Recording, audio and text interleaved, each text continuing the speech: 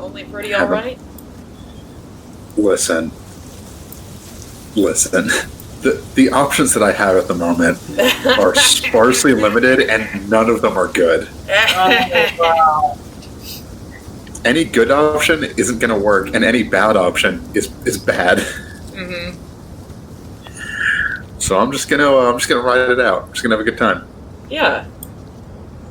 Hey, don't worry about anything. It's all gonna be okay. Oh yeah, that's what I need. The DM saying, "Don't worry." No. So before we get started, I have my armor on. Yes, you have your armor on, you have nothing else on you. Got it. You have your armor on and the magic cuffs that keep you from doing spells, except for right now, because they don't. I need to actually look up how long that spell that Ash has lasts. I just want to make sure, because seeing my AC go from a 20 to an 18 to an 11. Oh boy. It just kept dropping like, no. Because I thought I was just in my loincloth or something. No. I mean, you have showing my little matchstick off. You were in plate, right? What's your armor again? Mithril. Yeah, but what kind? What model? Yeah, plate. Yeah, so you have padding and shit under there. There's a whole outfit that goes underneath plate mail. Listen, I thought that they stripped me down just to, again, almost see my little matchstick. No. My little bag. That's goodness. No. Listen, I'm retaking the store.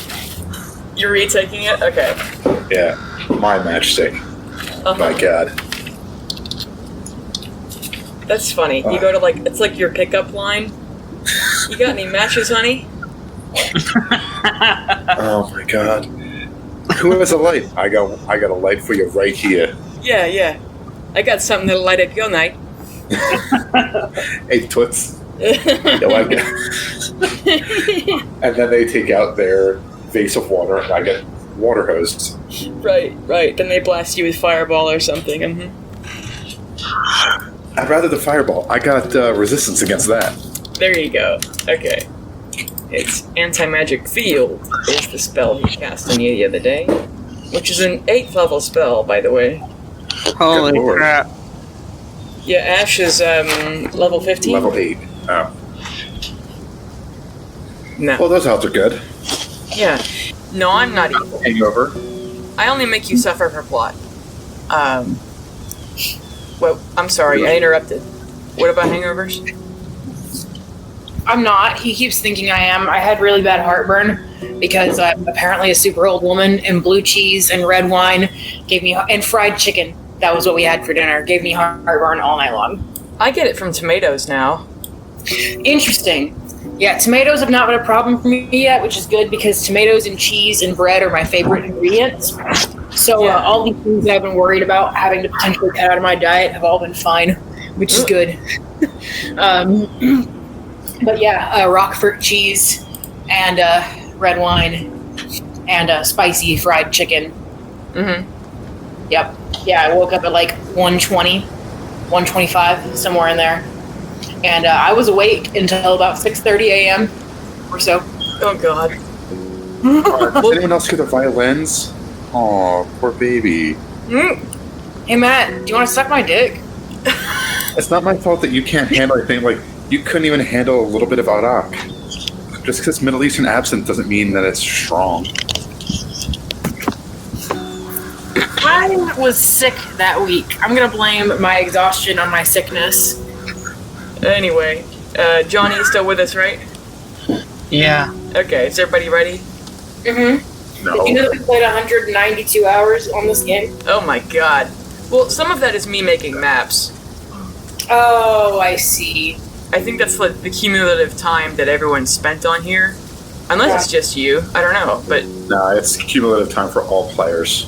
Okay, yeah, I leave this tab open a lot. But that is still a lot of time.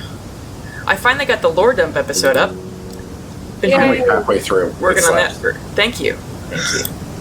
If I got any details wrong, I'm not gonna fix it.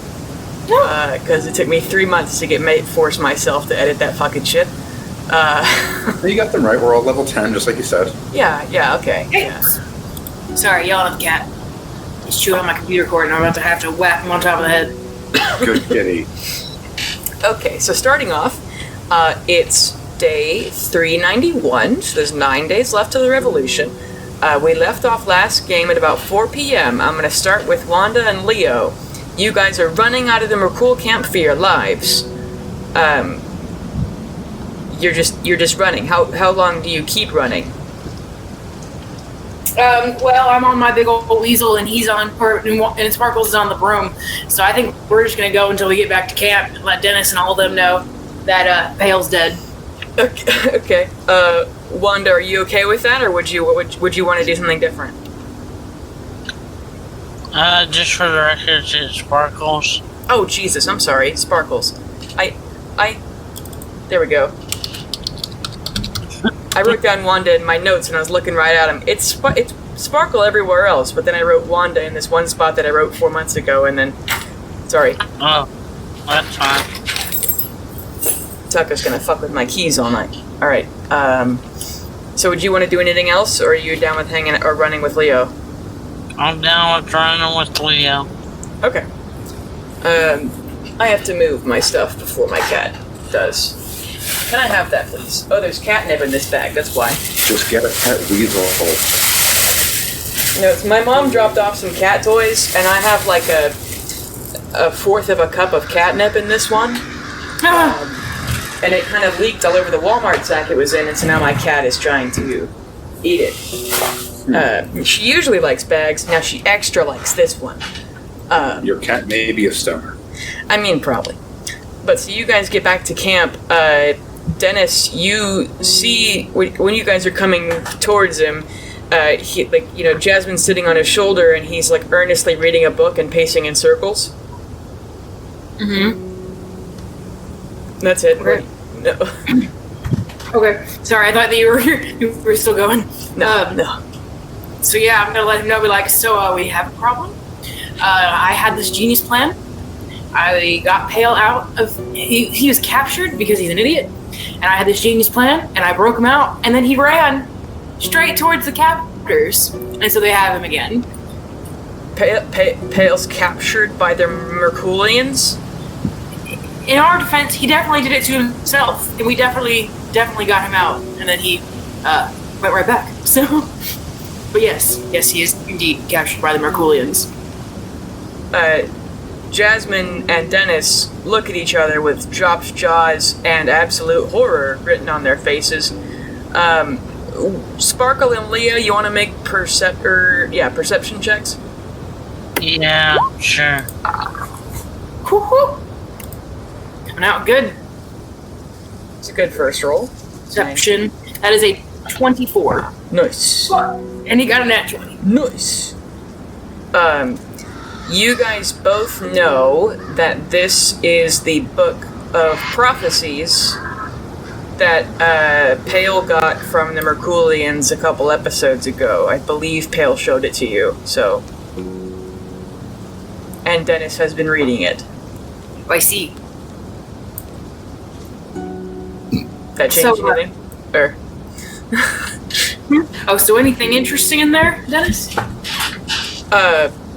He kind of like stutters as he realizes what he's holding and slams it shut, and he goes, "None of it makes sense yet, but I figured I'm a wizard, I'm supposed to read things, and there was just a book hanging out of a bag, so I read it." And then he sets it on a log and puts it back down.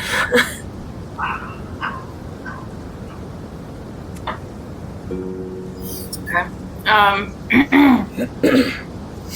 So, I don't know what we can do to get him out again, because when we left, he was inside the tent with Ash, the current leader of the Myrkulians. So, I mean, we can go back and we can see what we can do, but I don't know that there's much that can be done at this point.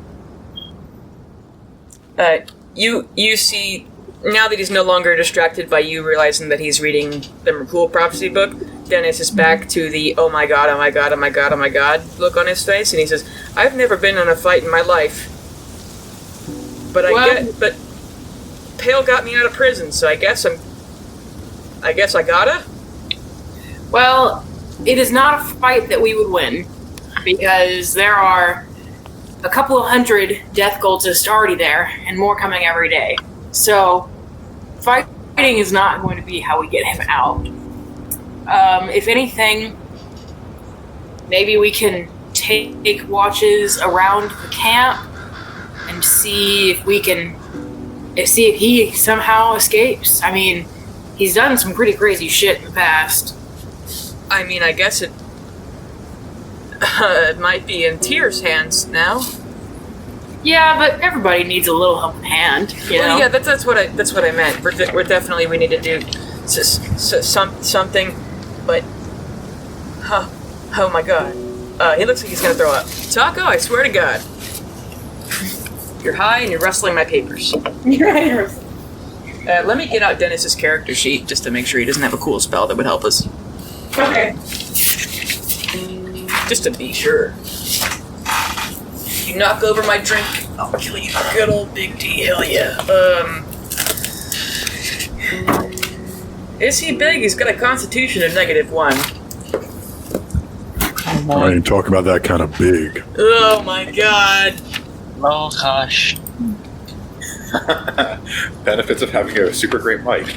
Hurting people emotionally.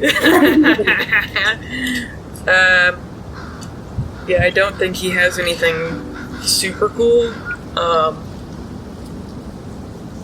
Other than Myrkul. I'm never gonna get over that joke. His personality is super cool. Yeah.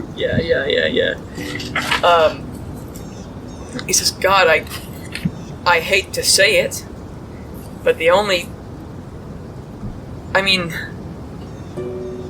do we even know anyone who's strong enough? If we can't get him out, do we know anyone who is?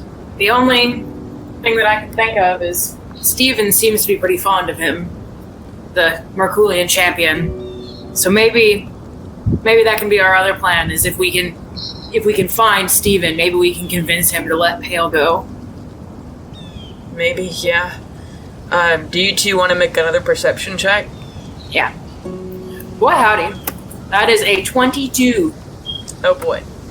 Okay, even without your modifier, Sparkle, you both see out of the kind of corner of your eye a glimpse of red hair, and you see the courier is hiding behind a tree and looks kind of nervous, like he's, you know, like when you're ashamed that you're interrupting something? Alright, boy, what did my father say this time? Okay. He awkwardly takes the letters out of his bag, and he says, yeah, I followed you guys to that camp, but I'm not going to ask any questions. And he hands both Sparkle and Leo a letter. Sounds pretty wise. Yeah, it's not long, so I'm going to read each of them. Sparkle, your letter is from your brother again. It says, Dear Sparkle, I'm already in Rock Springs. The boss hired on a guy who knows how to teleport. Where are you? Do you mind if I drop by? Did you get my last letter? Pietro. And the one from Gilbert says, you can see that Gilbert's handwriting is kind of earnest. He says, we need to talk, period. And then it's underlined and italicized, at your earliest convenience, Gilbert. Oh shit, looks like I need to go talk to my dad. Can I look through Pale Talon's shit again? Yeah, if you want. Since he's not here, see if he has anything in his pack that could help save his ass. You just want to find the letter. I just want to find the letter. What letter? That's a little metagaming, but let's say just for the sake of whatever. All right, fine. You just think maybe this thing can help us find his ass or rescue his ass or whatever. Right. All right, you want me to roll? Mm-hmm. Investigation, please. Motherfucker! Ah! I ain't finding shit. It's like you find some lint and some what is that called? Carbon. When you burn things, the ashes. Right. Yeah. And it's just his his clothes and shit. You find some dirty underwear. That's what it is. Dirty underwear. Wait. Pale doesn't wear any. Oh, okay. Oh. Yeah. No, what was that picture you sent me? Was it a guy in like short? No. Pale only wears thongs. That's what it is. Yep. Yeah. Okay, that's good fan art right there. When we blow up, that's what it is. Oh God. That's where it's at. You thick pale. Ugh. All right. Pale are gonna be the #1 ship in D&D ever. It's gonna be great. No, Pale will be shipped with people that he likes. Oh. Oh, damn. Oh. Woof. I'm gonna remember that next time your ass needs saving. I'm just gonna remember that comment. Ouch. You already left me for dead. You flipped a coin. Because I had done everything I could to get your ass out, and you ran into the fucking tent for no reason. Well, I'm gonna go back to muting myself, and I'll be mentally back at the circle jerk with Steven and Ash. I'm about to say, before you mute yourself, I just want to point out that you said, he's only going to be shipping people he likes. Well, both the guys he likes are DILFs. They're both at least 50. Bordering on gilfs. So there. Good lord. Wait, what's the G for? Grandfather. Oh, there you go. That's good. That's good. That's good. Is that what that is? I'm going to end that sentence right there. Yep. Anyway, all right, so what do you, Leo and Sparkle, what are you guys going to do? I'm gonna ask Jasmine to come escort us back so that we can wait around at least the edges of the camp, see if we can find Pale or Steven. Okay, Sparkle, you with that, or you got another idea? Yeah, I'm on with them. Okay. So Dennis is going to insist that he come with. That sounds great. Okay. So you guys head back to the Myrkul camp. I think I said it took you an hour to get there that way. Hour there by Weasel/Broom.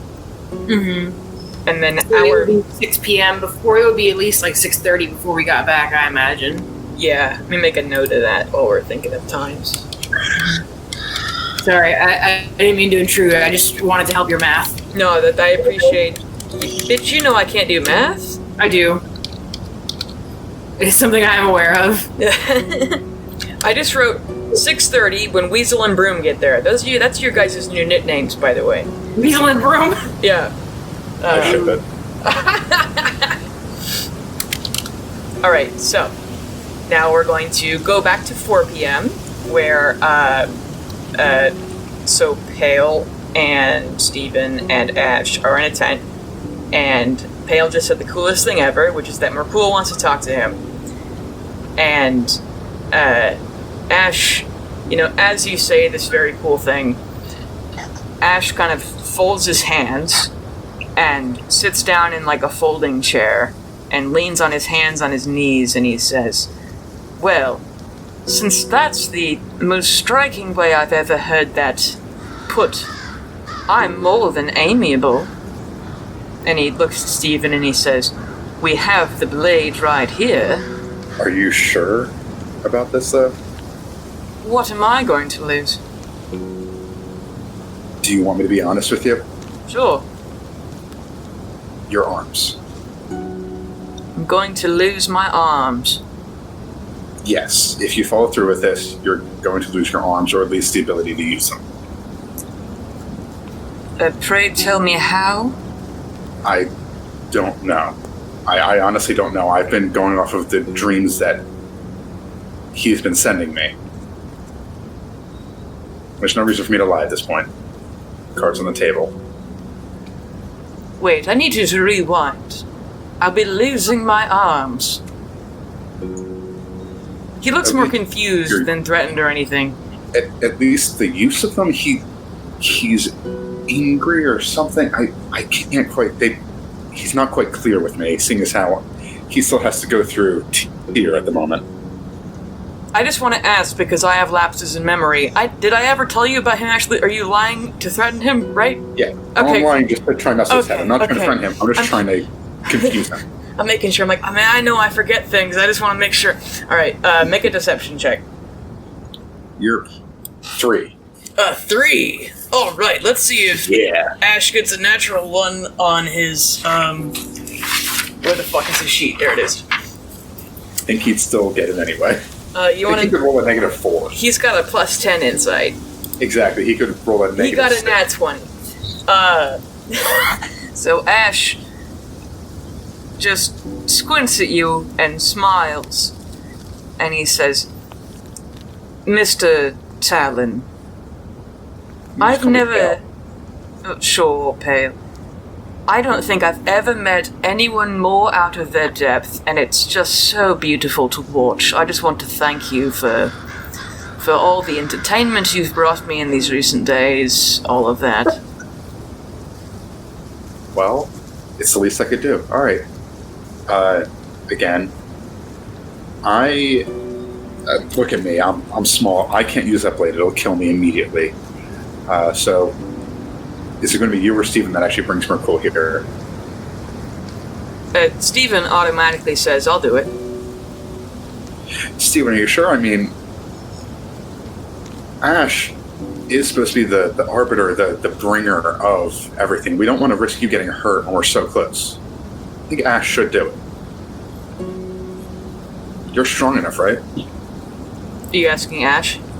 Yeah.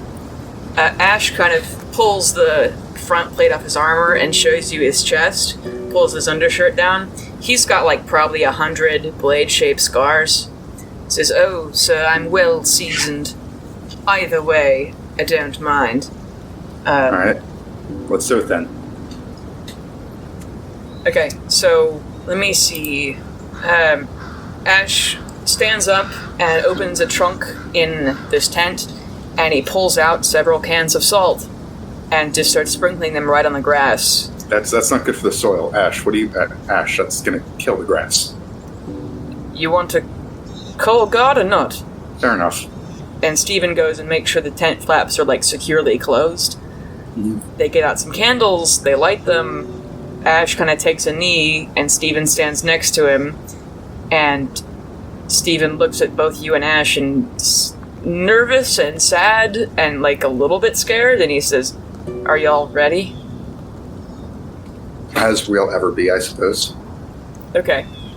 And Steven stands in the circle with Ash, and he tells the motions for you to come in the circle too.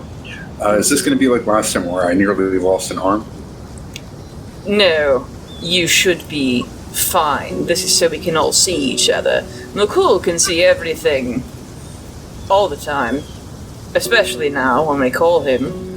But we'll be able to, the three of us, interact. And Steven looks at you really apologetically, Pale, and he says, I didn't know that last time. I've never done it by myself. Hey, you're good. I kind of like rub his arm. Like, hey, you're good. And since we're in your anti-magic thing, can you take these off at least? They're doing nothing. I can't do anything anyway. I think Ash would say that the moment I plunge the communion blade into my heart, the spell will go away because I will not be able to hold concentration with that much pain, so it'll be off in a moment. Okay, but you really think that Myrkul's going to let me do anything anyway? I want the cuffs off. I want to talk to him unencumbered. Make a persuasion check. Ruh-roh. Ooh, 19. It's a nat 20. Yes. Yeah, I'm taking the nat 20. Yes. He groans, but he doesn't even stand up. He just, as he's kneeling, he pulls out some keys and unlocks you and then tosses the shackles across the tent. Do you step in the salt circle? Kind of rub my wrist a little bit, hold out a hand to like shake his as I step into the circle. Like, no more bull, no more anything. Let's call Myrkul. He appreciates that. And Steven pulls out the blade with like a trembling hand and hands it to Ash, and Ash takes it in both hands and takes a deep breath and plunges it into his chest. The shadows start to spill from him as you've seen before, and the entire tent goes dark. You cannot see between the cracks in the canvas anymore. Eventually appears in the smoke and the light Myrkul's avatar, the white skull in a black cloak with its arms folded. You, and he says, "My 3 favorite people." Oh, you're a charmer for a terrifying skull god thing. Terrifying or beautiful as long as there's respect there. I like that. You know, Pale, I'm glad that you like that. Now, what's the call about? You know, nothing too crazy. Am I behind? Like, where am I situated? Can I be like how am I situated among the other two? So Ash is kneeling with the blade inside of him. Steven's standing next to Ash and puts his hand on him. You are standing kind of the front to the side. It can be in either Ash's side or Steven's side. Ash's. I just, want to talk. I take Steven's hand and lift it off of Ash. Steven looks really concerned at you. Like, what are you planning? What are you doing? I'm just gonna kind of tap his hand by his side, like, just keep it there. How have things been going for you? I'm gonna put a hand onto Ash, the back of his head, the nape of his neck. Make a persuasion check for Steven to see if he's gonna not heal Ash. Ooh, it's an 11. Okay, he's gonna put his hand back on Ash's shoulder, still looking at you like, what the fuck? Oh. I have to read something real quick. Give me a second for Glad.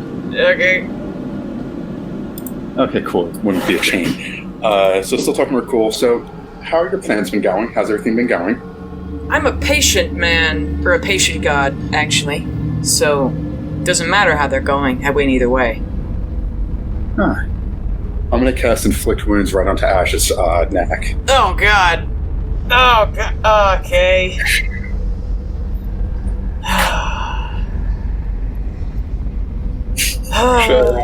Or what do I... Matt, do you hear that? Do you hear how vexed you have made our DM? how vexed? How vexed? Vexed. No, her name's Allie. Okay, give me a minute. Let me look up something. No, but he's a...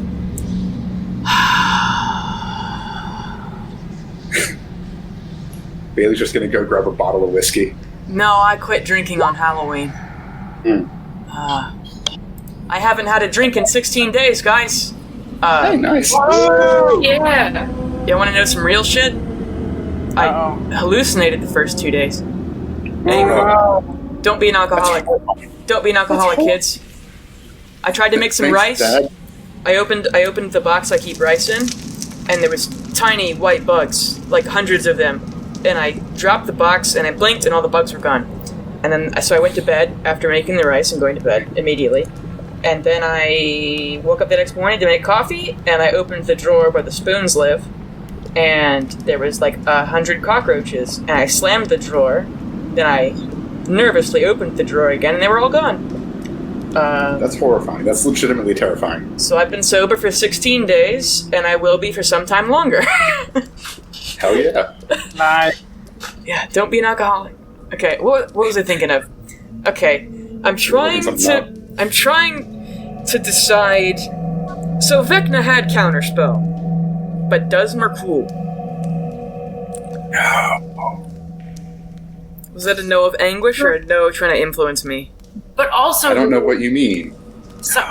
Just something to throw out there. Myrkul is like all for like all death, isn't he? Yeah, Like but he needs his followers alive to do his bidding. That makes sense. What even? How do I? Because I want to just say no, but that's not nearly as fun as letting you do what you want, you know?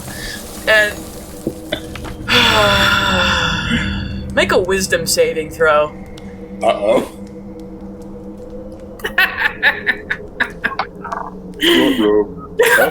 Oh, that's a 17. 17? Okay, no bullshit, and I want you to know this isn't bullshit. In my head, I'm like, he's got to beat an 18. Oh.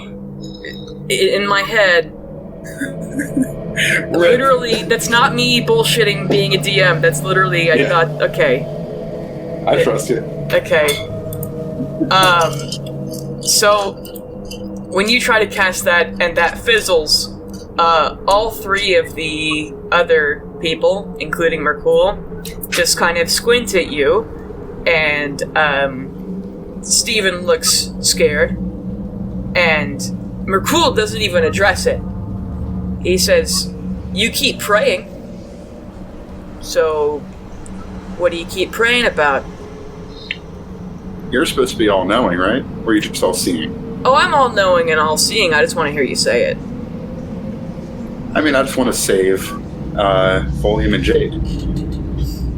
He says, yeah, that's something about that, Pale. You know, you keep praying, which is why I keep trying to answer. It's hard to find good help these days, and I'm not gonna turn you away. I've been looking for people who feel the same way Steven does, people to help him along. But you're so close to going crazy from the maw, we can't have a real conversation without driving you mad, which I keep telling you to do this, and I'm so pleased that you finally answered the call. The thing is, Pale, that Tyr is afraid of Umberlee. That's the truth, Pale. I'm just gonna put it out there, I'm not. I'm not afraid of anything, because every outcome's okay for me. I'm a patient god more than anything. And you and your friends are touched by destiny, Pale. How do you think you're still alive? You would bring glory to the name of any god you served, so why not do it for one who's actually gonna appreciate it? And speaking of Tyr, how do you know Tyr will even take them? Jade and Folium, after what they've done, the evil they've done in Umberlee's name, I would think that justice would be sticking to one contract after it's made. Now, that's what warlocks do, make contracts, all that. He's gonna let you get them, sure, but he's not doing it for himself. He's not doing it himself, he's making you do it. And Folium has been trapped for how long? And Tyr hasn't helped. And they need you to do it because he's not going to. Just putting that out there. Sounds about right, but I have a question. Myrkul. How many times have you done this? Done what? I mean, I've read the prophecy and it said over and over it happens the right way, and this time it happened wrong. What happens if somehow it doesn't happen this time? What if the patient god has to wait forever? What if your apocalypse doesn't happen? He doesn't have lips, so he can't smile. But you feel like he's wanting to. And he says, I don't know how many times it's happened. And I only have an inkling of what happens if it happens wrong. And I can tell you it's not good for anyone, not for me. You want to know why I let that prophecy fall into your hands, mortal hands, Elder Michael's hands when he wrote it 800 years ago? The demon, yeah. Yeah. Because that's not the real apocalypse, because the apocalypse is when everyone's dead and everything's quiet and you can get some goddamn peace. For once. That's not the apocalypse. Being awake is not good. Sleeping is good. I want everyone to sleep. They're not sleeping right now. The Maw is very awake. Why not just go to another plane, somewhere where you can't be contacted, somewhere where... Why not just kill all of your followers so no one bothers you? Oh, no. You misunderstand. It's not the followers that bother me. The followers are great. Love that. You know. It's everyone else. They keep dying. I feel it all the time. Every time the Raven Queen ushers somebody off, I feel it. I don't want to feel it anymore. I'd like some damn peace. Quiet. Apocalypse. I don't think Vecna worries about that. We can bind you if you want. No. You can bind me, but I'll still be there. Vecna will still be there forever. As long as undeath is a thing, Vecna will be a thing, just locked away. As long as death is a thing, I'll always also be a thing. So, and again, I'm patient. You could lock me away if you wanted to, but it won't change anything. Not really. So you're just the waiting, unstoppable god? Oh, I don't know about unstoppable. But waiting. Yeah, waiting. Waiting. And waiting. So, Tyr said that Ash has to suffer, and that I can't let Steven here become your champion again. Now, I don't know about that second part. Maybe Steven could help out in a fight. He's strong, and I do like when he's a great friend, and I consider him almost like a father. And I say that part too, like looking at Steven, like I consider him a father. But Ash? Make a persuasion check. I'm sorry to interrupt you. I'm sorry. No, you're good. Alright, it's 12. A 12. Steven looks like, what the fuck? And also, I want to hug you. And, okay, keep going. I'm sorry. I'm sorry. No, you're good. Yeah, you're good. But, like I said, Ash has to suffer. And Myrkul, I'll be honest, I am not coming over to that side until he's made to suffer. Even though that's what Tyr said, I don't like what he did to me. I don't like how he treated me. I don't like how, if you're the patient one who will wait and wait, why is it that Ash seems so intent on everything immediate? Behind you, you hear Ash coughing up blood, and you can see on his face, if you turn and look, he looks really annoyed. Myrkul says, while I appreciate his yearning for the end, he's a man after my own heart, if I had one. He does have to learn patience still. That's still something. He's among the best of them. The two best of them. Both of you. Looks at Steven and Ash. But you do need to learn patience. Still.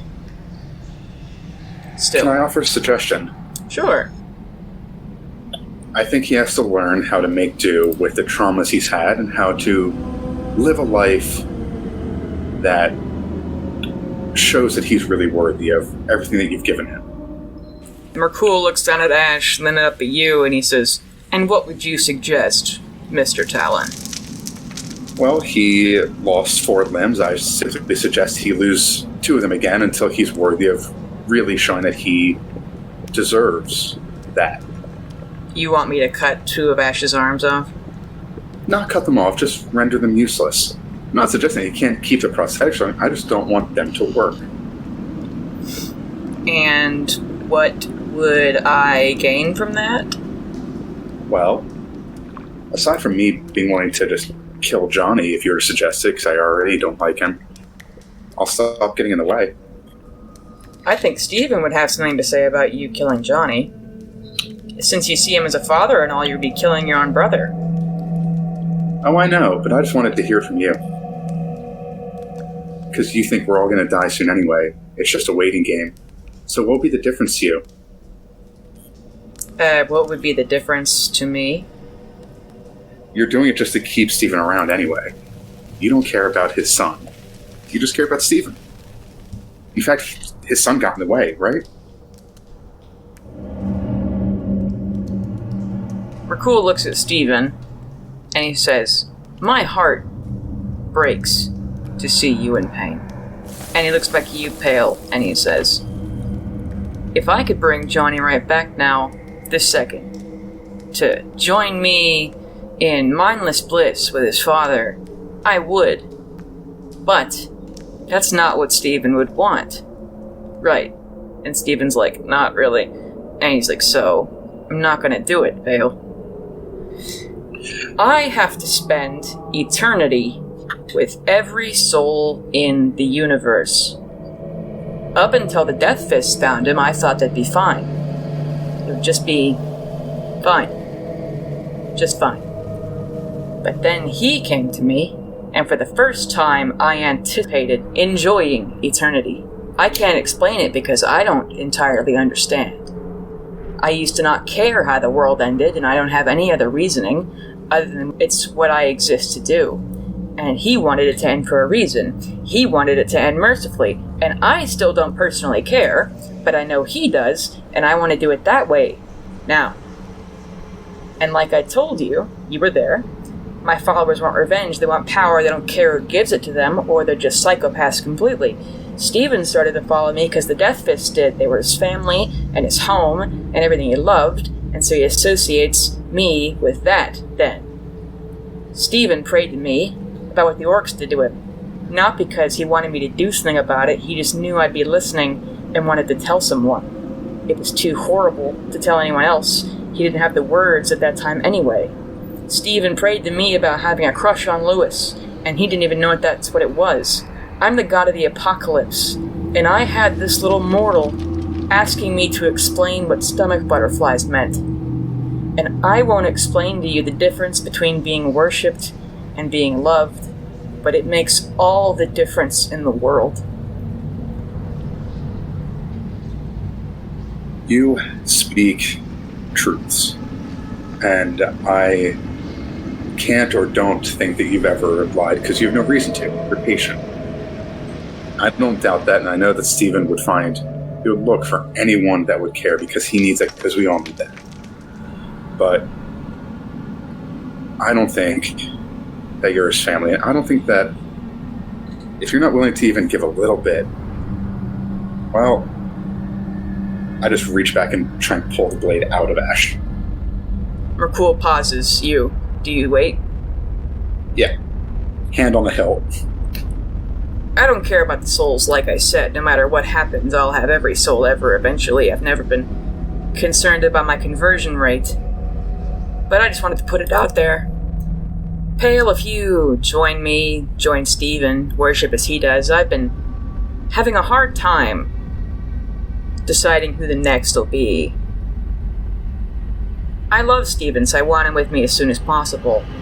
Though there are some things that I need him to do, and at least naturally, he won't be long for this world.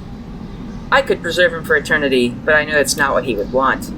And I know you're reluctant now, but not only will I help you steal your father and sister from Umberley, I don't have many followers that are pure of heart and of zeal.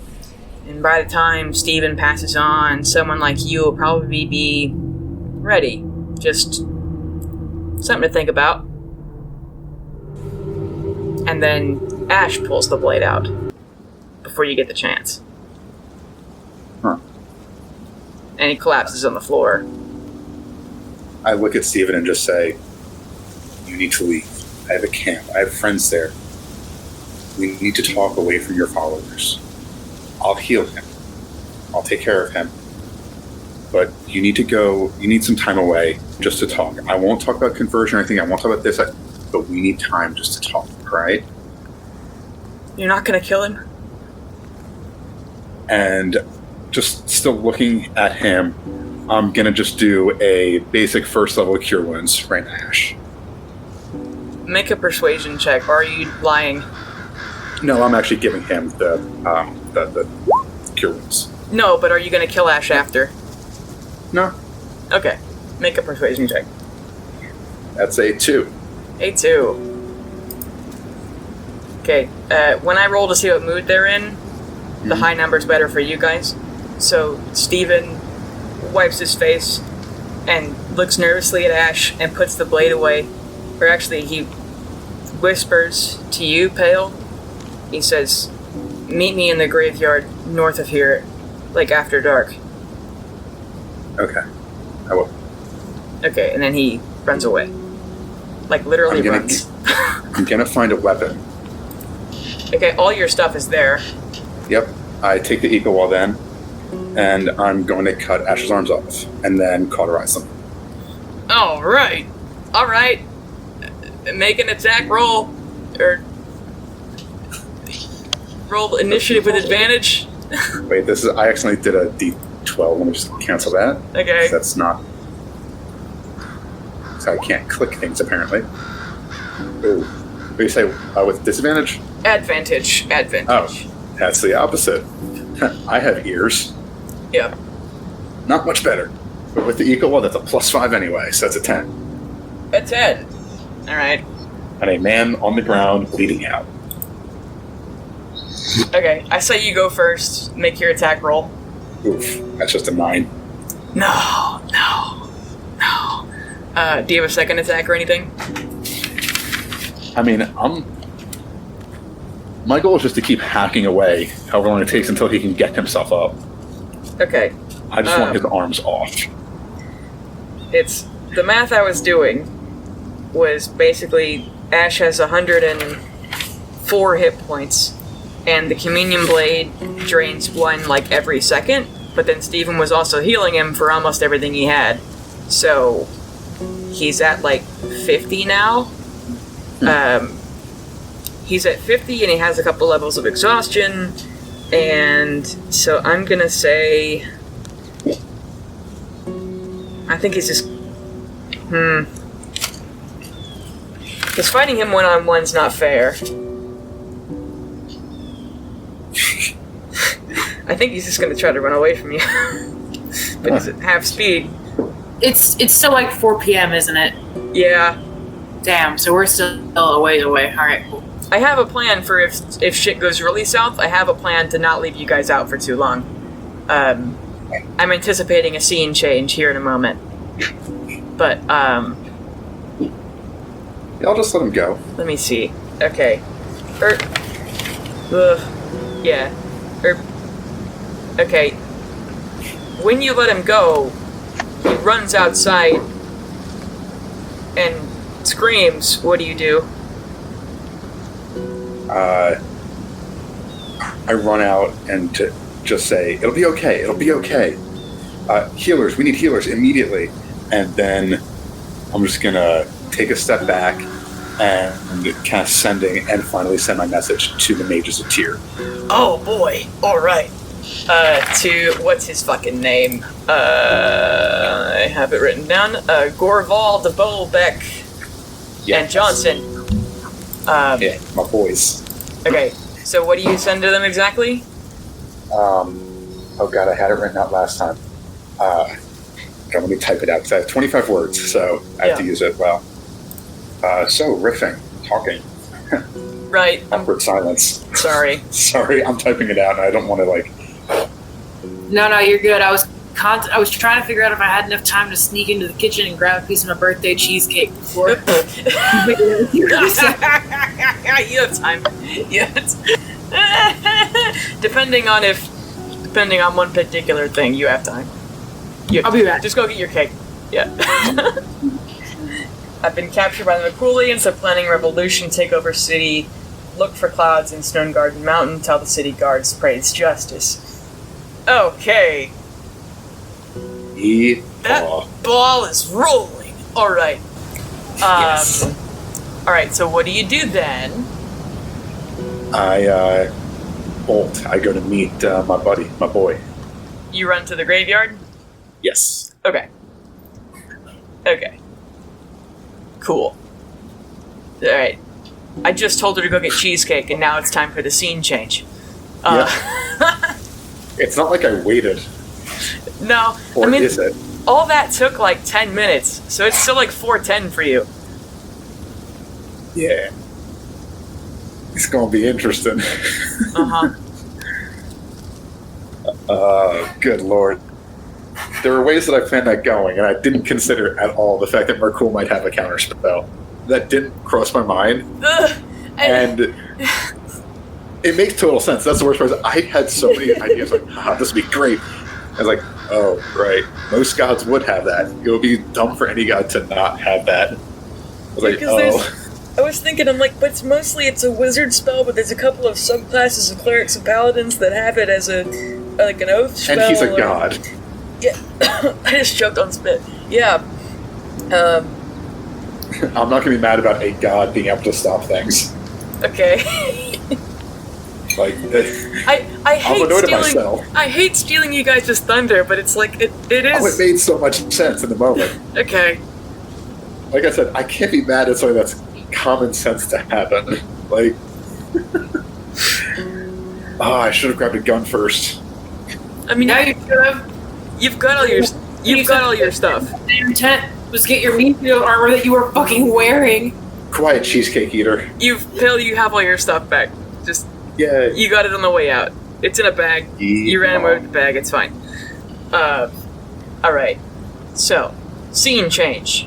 You guys arrive at the Pelor camp to see Pale running out of the Pelor camp. Myrkulian camp. Yeah, that's shit. I'm gonna bend time a little to put you guys back together, unless you guys don't want to be together. Do you guys want to be apart? No, I want to find him. Okay.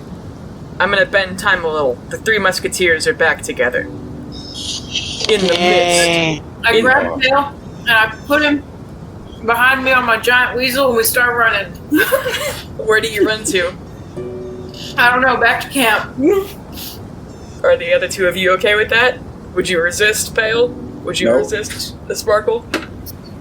Oh wait, did I see Steve though? Not on your way out. Oh, I mean, he said meet you there at some time when it's dark, so... got it. Alright, so the three of you are together, there's a giant weasel. Where are we headed? Well, there's also Dennis. There's also Dennis. I don't know how he got there. He's probably also on the weasel. Or maybe... He's riding Jasmine. Sure. I don't think he has fly. I don't remember what level that is. No, he's a necromancer. He wouldn't have fly. Recovering necromancer. Yeah. Dennis is only level 6. Oh, he's so adorable. Yes. Anyway, he's hanging onto the bottom of Sparkle's broom like it's a jungle gym thing. So where do y'all go? Hold on tight, man. Leo votes camp, I think. Yeah. Back to the camp. Okay, anybody say anything cool on your way there? I just kind of tell them what happened and why I had to stay back. Do you tell him everything? No. I mentioned that I really beat up Ash. Mm-hmm. Steve is second guessing everything. And Myrkul thinks that eventually I'll side with him, but he's really not my cup of tea because he's a little too arrogant for a god. Wait. Isn't Myrkul omniscient? Yes. He says he is. So wouldn't he know that you said that? No. I kind of look around.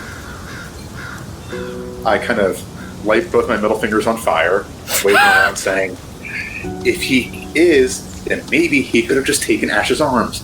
Then I would have sided with him. You want to make a religion check? Yep.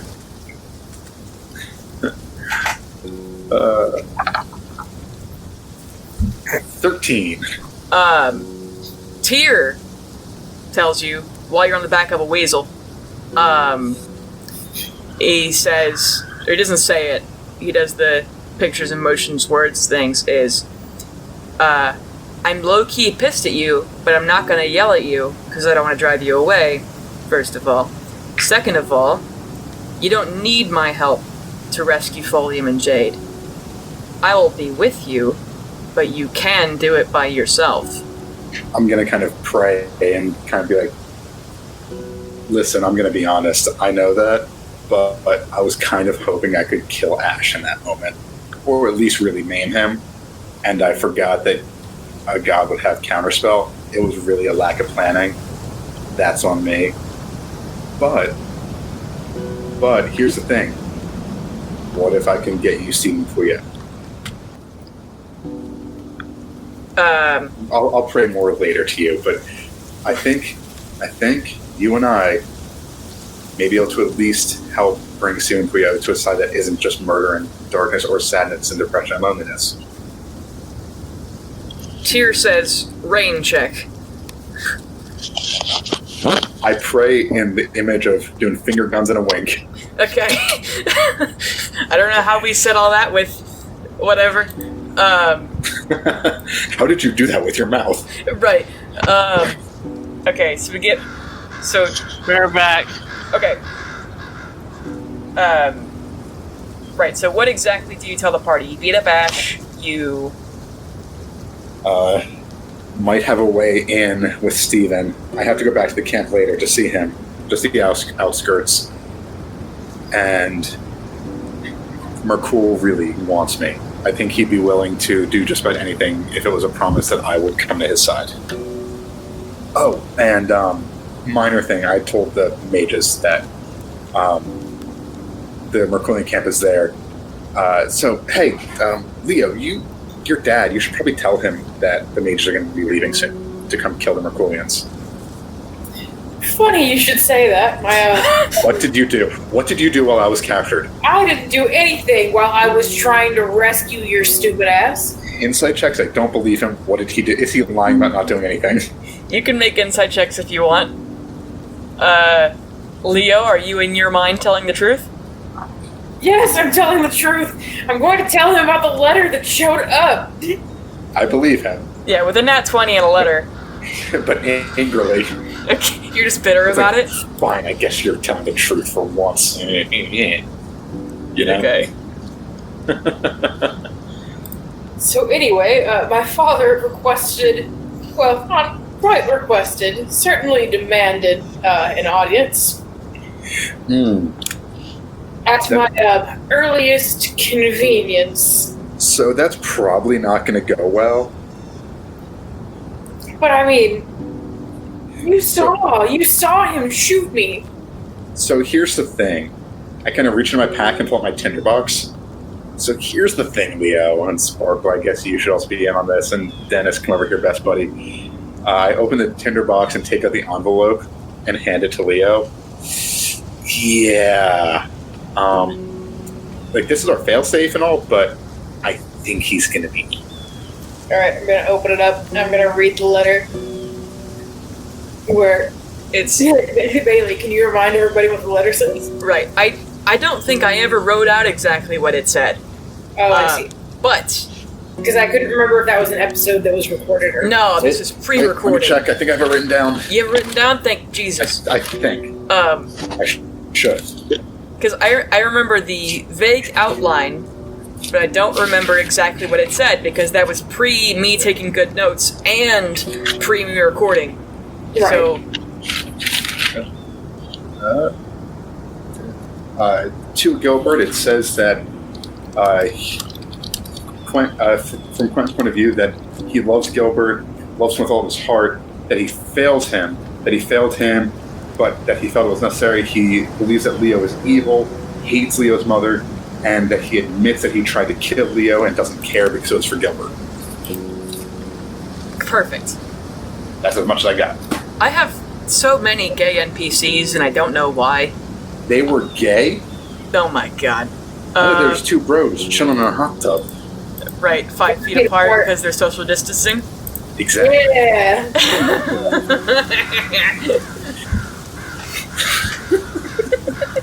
Yeah, I hand that over like, yeah, Quentin kind of admitted to being evil, but I think that this would crush your dad, and he kind of has you ready to kill a bunch of mages when they come back broken and nearly defeated after killing all the Myrkuls. So yeah.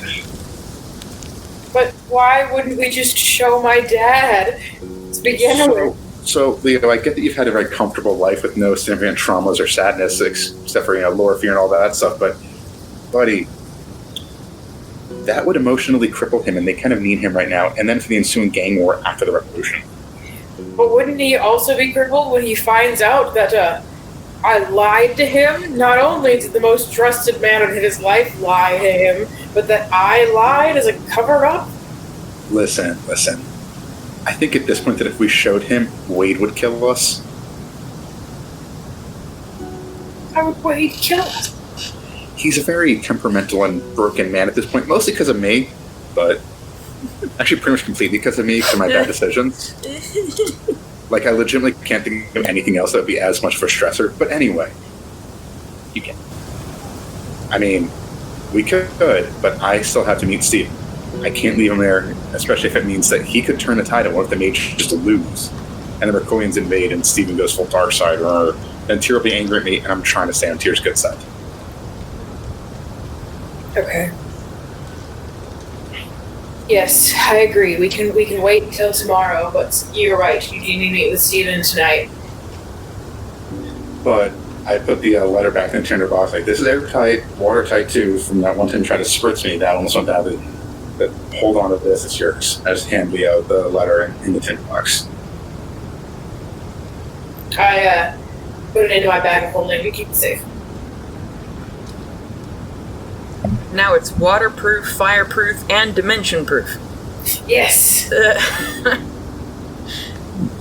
Okay. Let me see. Sparkle, are you back? Yes. Okay, great. I need to... Oh god, I lost it. Fuck me. Alright, so... You all have this very cool conversation. And then what do you do after that? It's still about I don't know, let's say it's like 5 now. Okay. I go to sleep. Okay. I had a very long day, and I need to at least recharge a little bit. We're back again, guys. Sorry. Okay. Oh my god, I took Gray with me from the camp, right? Yes. Gray- Yes. I didn't even think about it, sorry. I'm going to, Pale is leaving, me and my weasel and, Gray are gonna run around in the forest. Okay. Just having a good time. Because you know the policy, I do try to make my 24-hour long, or less than 24-hour live animals have a nice life. Yeah. Yeah. I don't I know. also just thank Dennis for not doing anything rash while I was away, and I'm really happy that he's coming along so well. Okay. I'm proud of him. I'm proud of my little make-believe boy. Okay. Yeah. Positive reinforcement for necromancers. And Dennis is like, you didn't find any other dad figures while I was gone, right? Just kidding. He doesn't say that. Didn't say that. Oh, thank God, that would be awkward. I can't let him know that I recruited fathers. Yeah, you have 3 father figures now. Unless Dennis is kind of your son. I don't know. Alright, sorry guys, I'm back. He's more like a stepdad. Yeah, there you go. He's like your weird What are you uncle. doing, step necromancer? Yeah. Oh, no. Get out. Okay, so Pale's taking a nap. Leo's running in the forest. Wanda, what are you doing? Sparkles. Sparkle, Jesus, why am I doing that? Do I have it written on this page somewhere?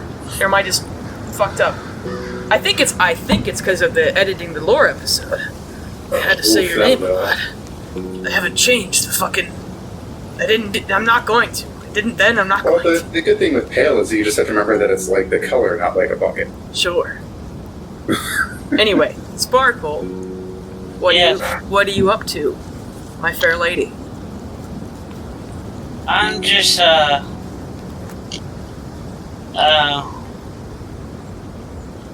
messing around, like, making, like, messing around with my spells, like, creating fireworks and whatnot. Cool. Fucking with your tattoos, I love it. Yeah, that's it. Okay. Are you just taking a short rest, Pale, or are you sleeping all the way? Because that puts you, if it's 5 now and you sleep 8 hours... Oh, just a short rest. I'm just trying to Okay. get a quick Z in there. I know it won't reset my spells or anything. I just need like a little rest mentally for what may come. Sure. And then what do y'all... Night comes. What do you guys do? Start trekking back to the camp because I need to meet Steven. Okay. Are the 2 of you, Dennis, anybody coming with? I'm coming. Dennis stays. Okay. Sparkle, you coming with? Yeah, sure. Okay. You guys arrive at... Oh, I should mention, I left Gray at the camp, but I did take the weasel. Okay. You arrive at this cool graveyard that I made. Look at it. Oh, goodness. Hey, that's a Wow. cool graveyard. It is a neat graveyard. More like a graveyard. What do you mean Pal just had a heart attack? He has an aneurysm. Yeah. Okay. Let me see.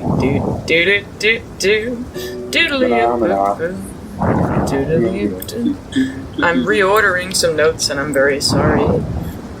How dare you not expect me to make everything go off the rails? No, it's fine. It's all here. I just gotta copy and paste it somewhere else so it's easier for me to find. Also, can someone stop being Darth Vader into their mic, please? Thank you. So I don't know who that was. Need to borrow my inhaler. I guess I don't know either. One of y'all needs to borrow my inhaler. We all agree to blame Charlotte. Okay. Maybe. That's fine. We'll blame Charlotte. It's cool. I have several notes, you know? And it's all serious things that I can't tell you because I was going to read them up so you could get an idea of how serious they are. And then it goes, Leo still has a weasel. That's pretty serious. Yeah. There's a lot that can be done with that weasel. Yeah. Stop that right now. Stop that. No furries. I'm not saying that's disgusting. The implication is insulting. It's Leo. Okay, so you guys arrived at a graveyard. This is actually outside of the area of fog. It's a little bit north. It's a really, really, really old dwarven cemetery. It was like one of the first, like... So Stone Garden's gone through several changes of hands. It's been abandoned several centuries in the middle there, you know, and one of the times that it's been resettled, people camped here and resettled here, so there's why this small cemetery is here. It's probably 200-300 years old, and it's mostly abandoned because, or no, it's a dwarven cemetery. It's like, people still come here, but it's very unkept. The headstones are cracking, there's weeds and everything. Only a few graves have flowers or whatever. Do y'all want to make a perception check?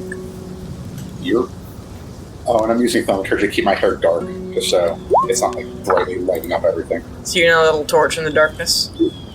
Nope. What did I get? Is that a 14? Yeah. It's a 7 for me. A 7. Let me check my thing. Yeah, for me it's a 15. A 10. A 10. That is a high perception there, Spark. Alright, so 10 and 15 are...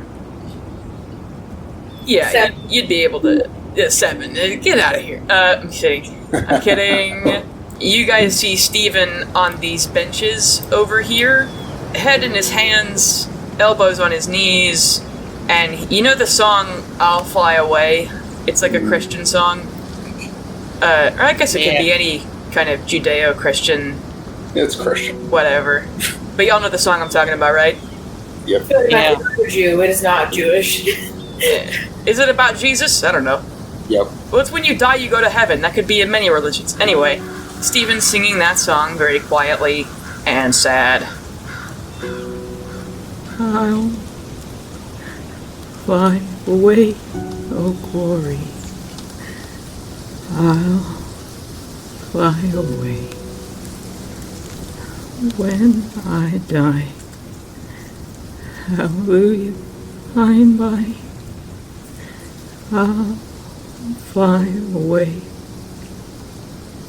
when the shackles of this life have gone. I'll fly away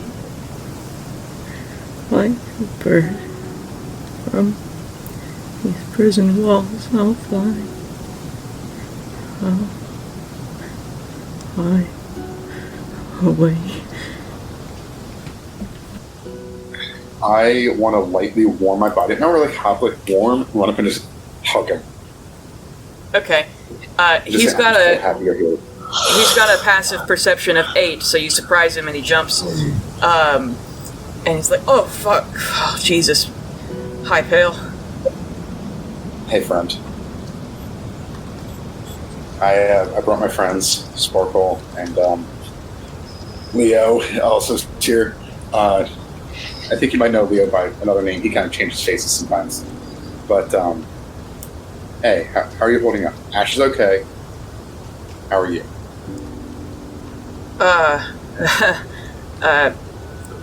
Well, Ash wants me to kill you. Fair enough. I don't want to, so... I hug him a little tighter.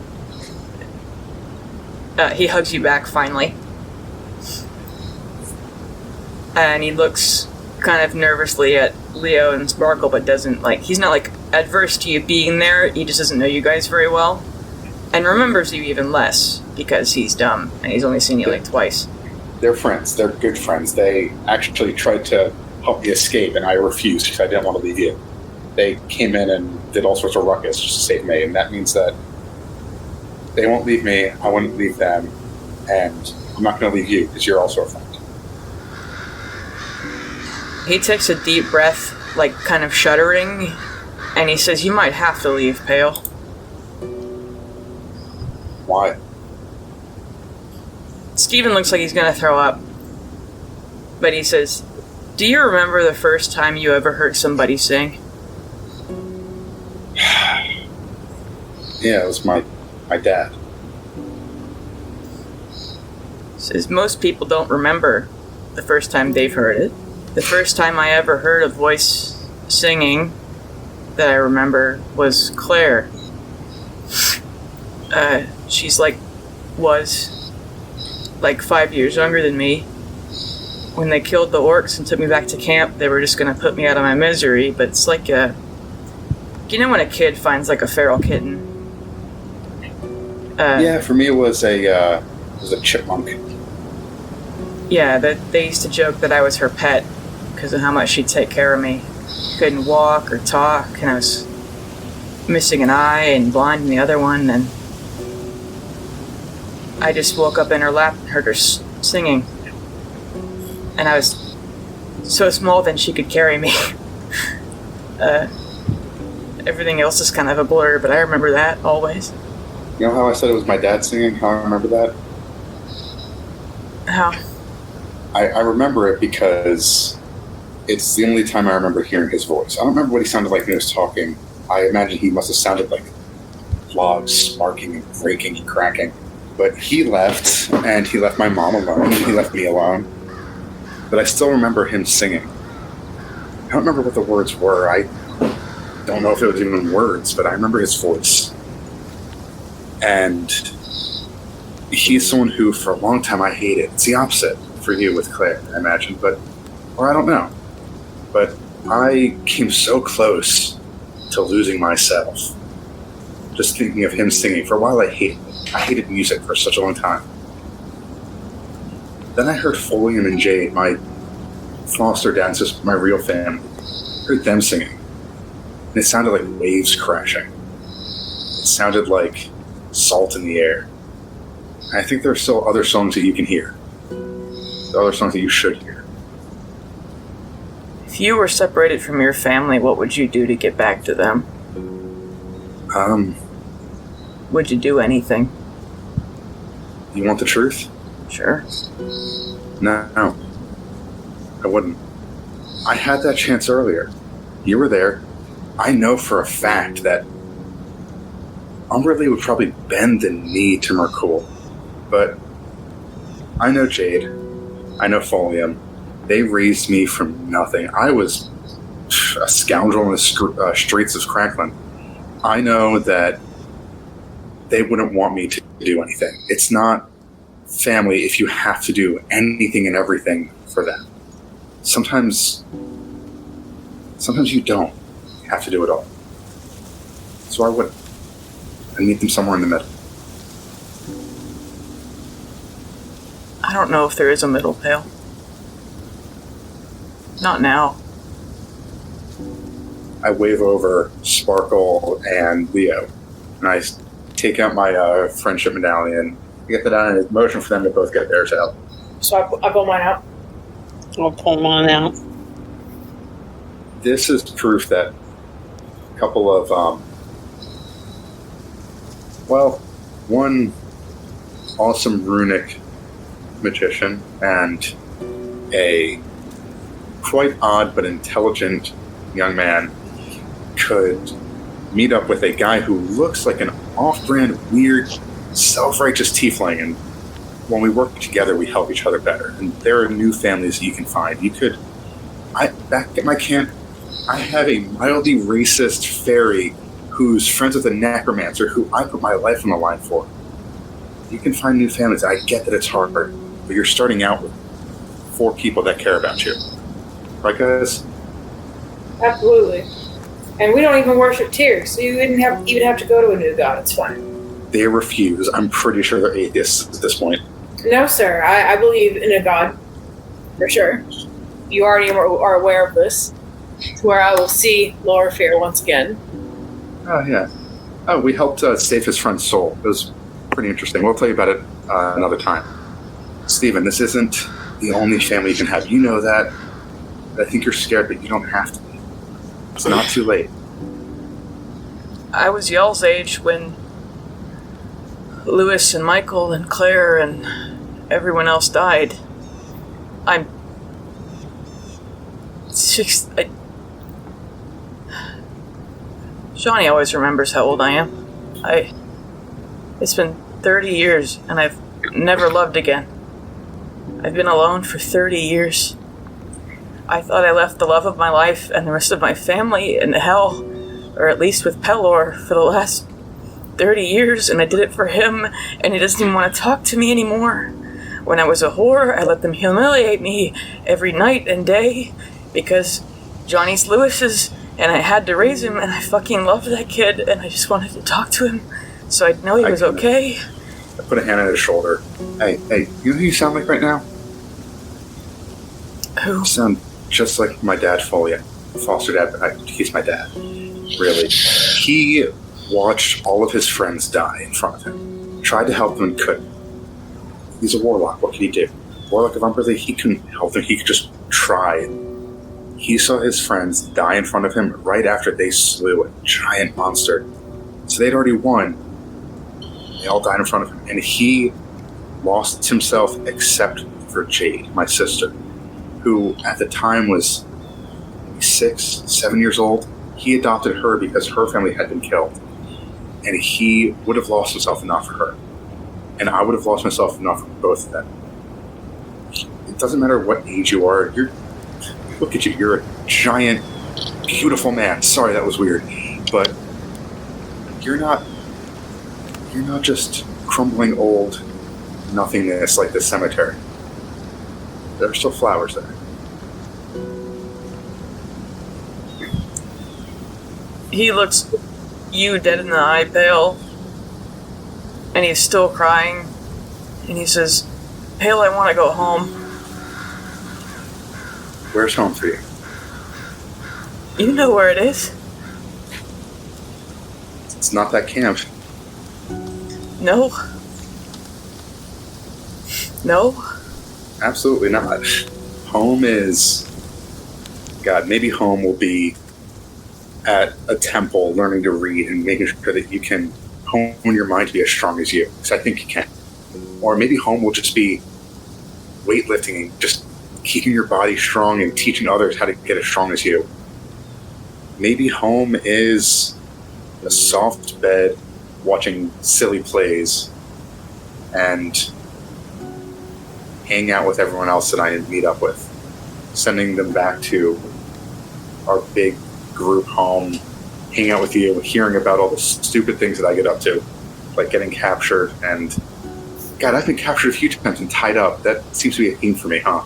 But I think you're home somewhere a lot more comfortable and where people look at you as a friend, not a hero or a champion or anything, but just a friend and maybe a father.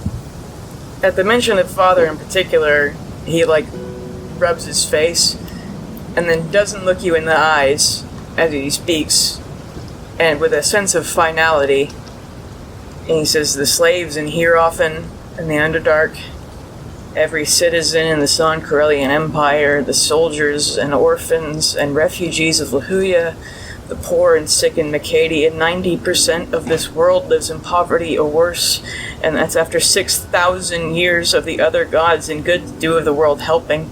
If they haven't fixed that after 6,000 years, they're never going to. We don't deserve to be happy. We don't deserve to live. Not when millions are suffering and you do nothing but lift yourself out of the mud. And why should I let their existence torture them like I have been my entire life? Allow their inheritance of pain and misery and darkness to pass to the next generation for the rest of eternity, just so the fortunate few can see the sun tomorrow pale? He looks you in the eyes and he says, I can't do it. I can't. What if that's not what's happening? Do you remember why I asked for your help? Do you remember what's happening? The revolution that's going to cause thousands more orphans and refugees, that's going to tear apart families. Yeah. And then the next generation, they build it better and better and it'll be brutal, but strong people come from these rough times, and look at you. And then you in another care so much. in another 10 years, it'll crumble again and again and again. And what if there are more people like you who keep it better? Going from land to land, making sure it stays better. It never will, Pale. Not with that attitude. I'm a cleric at tier. You really think you're going to convince me to give up on the idea of justice? Steven, that's like asking you to give up on staying at the random worst hotels you can find. I want all three of you to make me persuasion checks. And I want Pale to do it with advantage. And you motherfuckers better roll the highest you've ever rolled in your lives. 30s. I'm talking 30s. Oh. What did he roll? I'm on a different tab. What is it? I'm scared to look. I'm scared to look. Oh God. Oh god. Oh god. Okay, for the listeners, what is your total? The highest one, the 11, Pale. 10. And you, Leo. 7. And how about you, Sparkle? Wait, hang on, sorry. Hang on. I did not do that right. Persuasion is a 13. It's plus 7. Oh, right. How about you, Sparkle? What's your total? Hello, Sparkle. Sparkle. Put the hands on the pentagram. Sparkle, are you with us? Oh, okay. See, you got him up. I'm sorry. What? 9. A 9? Okay. Yeah. Okay, so the highest we have is a 13. Yeah. We gotta hope for a 1. I'm about to say, do we get a plus 1 because of the teamwork medal? You would, which brings it to a 14. Congratulations. I'm just kidding. Oh, God. Hey, I had to try, alright? Yep. Okay. Steven stands up and he says, I consider you a friend after everything you've done for me. This cool pep talk and everything. I can't do it anymore. I'm going back. And I'm going back. I drank the Kool-Aid. Yippee. Are you sure? I don't see anything else that makes sense. Which I rarely do. Give me 2 days. And then you can go back and I will light you. Give me 2 days. Just stay at my camp for 2 days. Make another persuasion check. And you Okay, get the boss. you get the +1 teamwork bonus. That's another 10. Another That's an 10. 11. Oh, let's see how Steven's feeling. All right, Steven says, 1 day. I don't think I can hold Ash off that's longer than that. I He'd come bring him to find another us. hug and say, 1 day is all I need with my friend. I want you to meet Dennis, and I want you to meet Jasmine, and we're going to tell all sorts of stories, and we have meat-flavored paste in a jar. He says, oh my god, is it that stuff from Nagamesh? Never mind, I'll give you something different. We have other food, don't worry.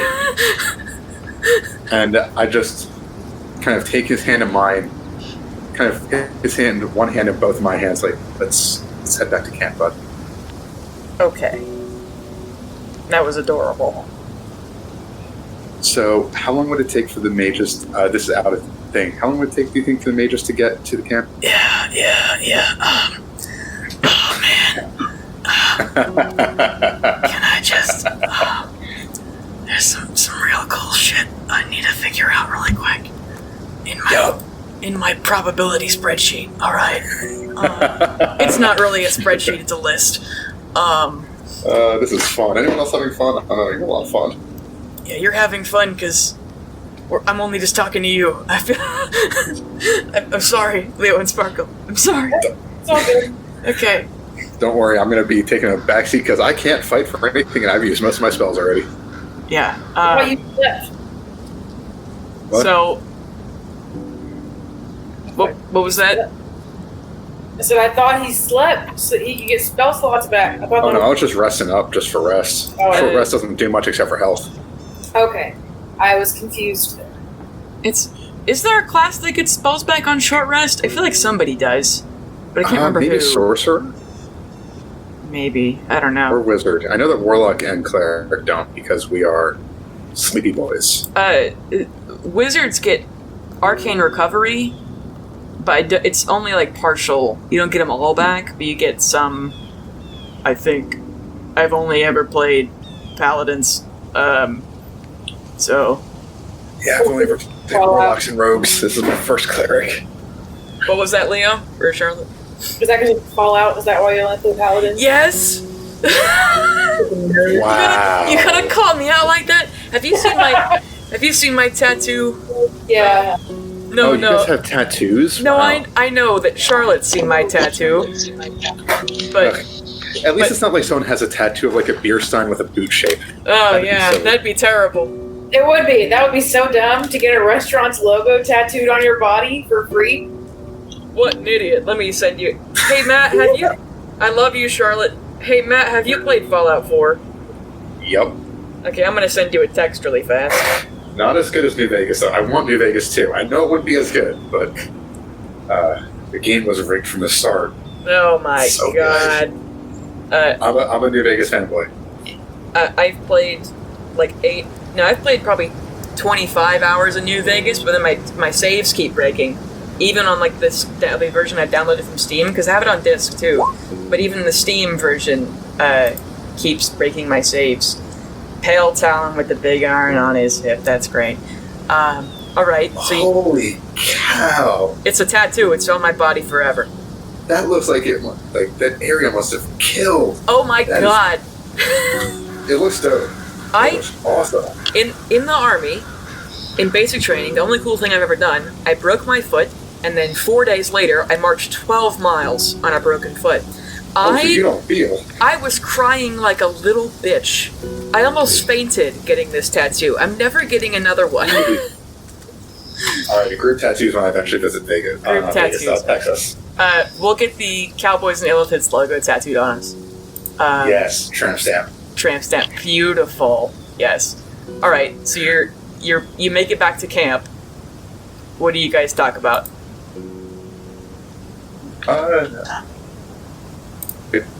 Kind of just have first like the group just we kind of recount the stories like the friendship festival and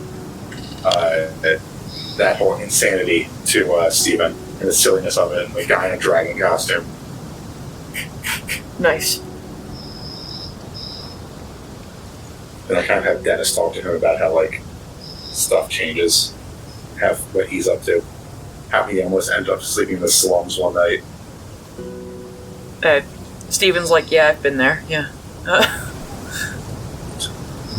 He does not look like he has the. He's not talking very much, but he's listening. Yeah, I kind of just like let them talk and let everyone kind of schmooze with Steven a little bit.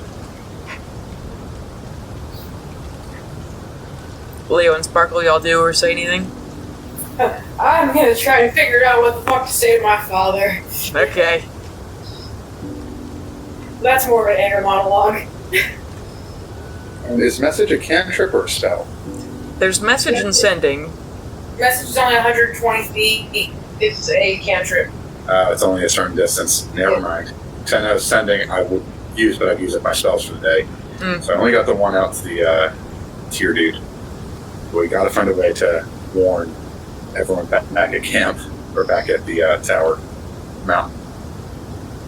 Y'all want to make a perception check? Sure.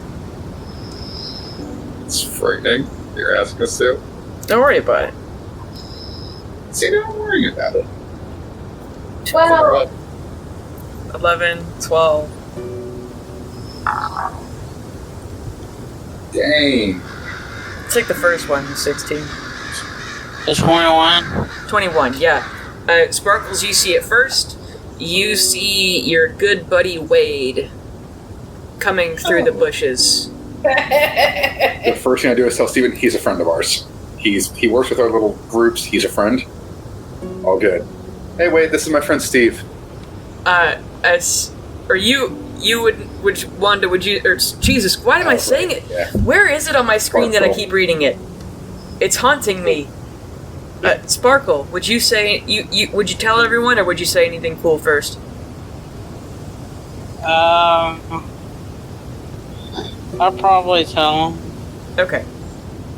So as soon as you say, "Hey, Steven, this is our friend Wade," Wade freezes in his tracks and turns around. Hey, wait, where you going, bud? No, don't worry about it. He's like a big old puppy. Here, Steven, you stay here, talk with Dennis. Wanda, do you want to go? Should we go talk? Leo, you guys talk. I'm not a good talker. I'm going to stay here. Yeah, no, I'll go talk to Wade, since it's definitely my dad's way of getting in touch with me. So I'll walk up and be like, "So I see you found us. How much did you have to pay the courier to tip us to betray our location?" He's chugging a bottle of whiskey and walking away from you, and he says, "I didn't pay the courier. I didn't know the courier came by. Courier's good at finding folks, wasn't me. I came here to warn you folks. So first of all, why the fuck is Stephen Puyo in your camp? Where the hell's Kit? Where is he? She, they, them. Where? Well, Kit disappeared a few days back, and haven't seen her since. You mean like Myrkul disappeared? Like they're just rotting in the leaves somewhere? Oh, they disappeared. No. Like disappearing disease disappeared. You pinky fucking promise me? I swear to you.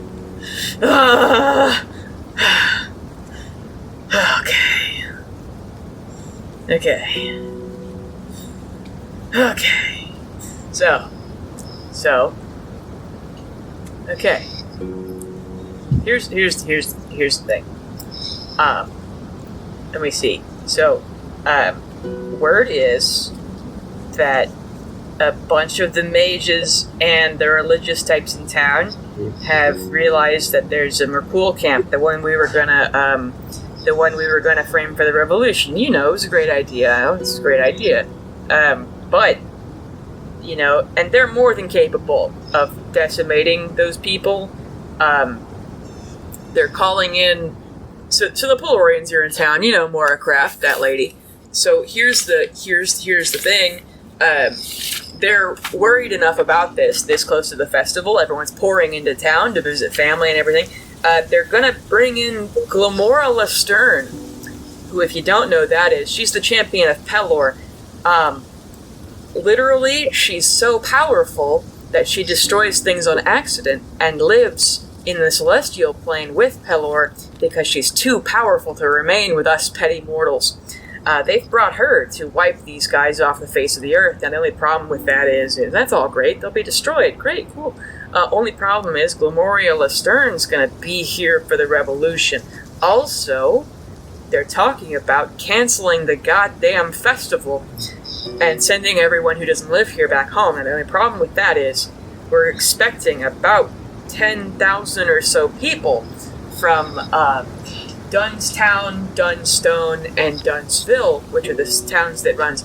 We're expecting about 10,000 of those people to come visit for the festival. And if those people don't come, we're screwed, guys. We have to wait, or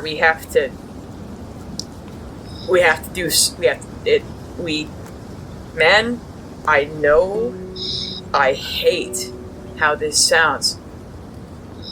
The only options I can see is we have to delay the people enough, the mages enough, to get them to not cancel the festival, despite there being a death cult army miles from their camp, or we have to get them to... Do you see where I'm going with this? And he chugs more whiskey.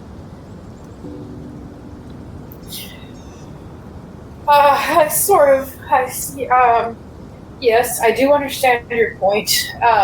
Also, just as a side note, Leo, your dad scryed on you and I don't know what he saw, but it pissed him off. Or made him... Yeah, he's freaking out. And I think he's freaking out to the point where it might be worth it to actually go talk to him. Like, he's freaking out that bad. Yes, I understand. Well, how do you guys want to do this? Because I need to speak with my father. And what the hell do we do with Stephen goddamn Puyo? We can't bring him into... do we bring him into fucking town? That you're gonna have to talk to Pale about. I mean, your dad's not gonna kill you if you have Stephen goddamn Puyo at your side. But then he's gonna ask you, why the fuck do you have Stephen goddamn Puyo at your side? Because we're in love? You're in love with a... Isn't that guy like 60? Don't judge me. I think his fucking kid's older than you. Don't judge me. Okay, and whatever you're into, just leave me out of it, please. Okay, well... So wait, Pale, are you over near us? I'm back over with Steve and Dennis. I didn't want to go over there because I know if I talked to Wade, it would go poorly. I know better. I'm going to send you a message, assuming you're less than 120 feet away, and go, so, can you remind me why the fuck you told the mages about the Myrkulians? Because they've upped their security now, because they know that they're here. Which, To get them out of the mountain, then your dad's people can fortify the mountain and attack them from the outside. And to stop the Myrkulians because they're a little bit worse than everything else. I'm going to turn away and be like, so, are the mages planning to come and take care of the Myrkulians themselves, or are they just sending others? I mean, there's... I've got to open a new tab of notes, I'm sorry. There's different... I got to go to the campaign guide, and then I've got to go to D&D World/Cities, and then I've got to scroll down to Stoneguard to find a very specific name, because I know I made it, but I don't know what it is. I'm scrolling, I'm on page... What page is it? Page 10 is the Stone Garden. It says, Archmage Edmund Halfred will definitely not go himself. He doesn't leave the Rose Cap. He hasn't left the Rose Cap since he took over the goddamn place. But the other 5 or 6 or however many fuck other ones, they will probably come themselves. They are extremely powerful. They're in the classification Archmage. Then they've got, every expendable troop that they don't need to guard the city. And they've got every fucking religious asshole. No offense to your religious asshole over there. On their side, which is another couple hundred guys. I mean, they're going to absolutely decimate the Myrkulians. Will they be out of town? Yes. But they're not just bringing people just from Stonegarden. They're inviting friends. And we don't want their friends here. But it might be too late already. Right, and I completely agree with you. So, Wade.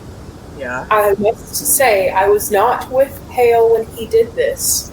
That's always the story, isn't it? Yes, because Pale likes to get himself into trouble.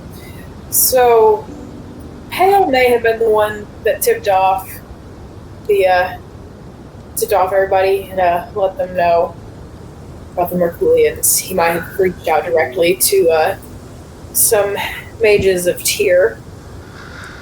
I mean, His reasoning, before you get too mad, is that he believed that we, as the revolution, could sneak in to the mountain while everyone was gone and attempt to overtake it in some way. I mean, I don't know how well thought out of a plan that is, but it is what he's done. Wade lights a cigarette and takes another swig of whiskey, and he offers each of you some. I take some. Okay. It's like mid-shelf stuff. I don't know why I need. Anyway, he's like, okay, I lost my train of thought. Both me and Wade. I'm very sorry. Fuck. So, do you think that Pale's plan could work, and that while these mages are out here decimating the Myrkulians, that we could sneak in and maybe cause some damage, make it harder for them to win come Revolution Day, especially now that we need the advantage since extra people are coming? It's just my only thing is that we don't have any of Donald Denham's people at all. I mean, we're importing guns into Stone Garden by the, pallet load, but all his people have had guns for, like, a year or two.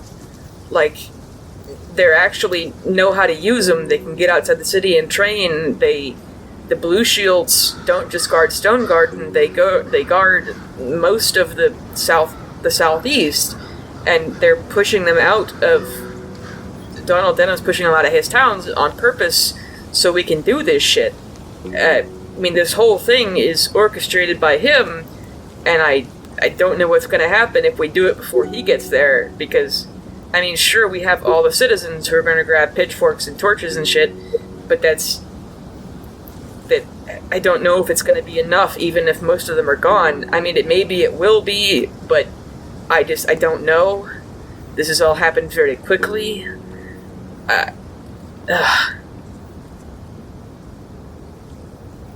Yes, I completely understand, and I agree that this was not the best course of action.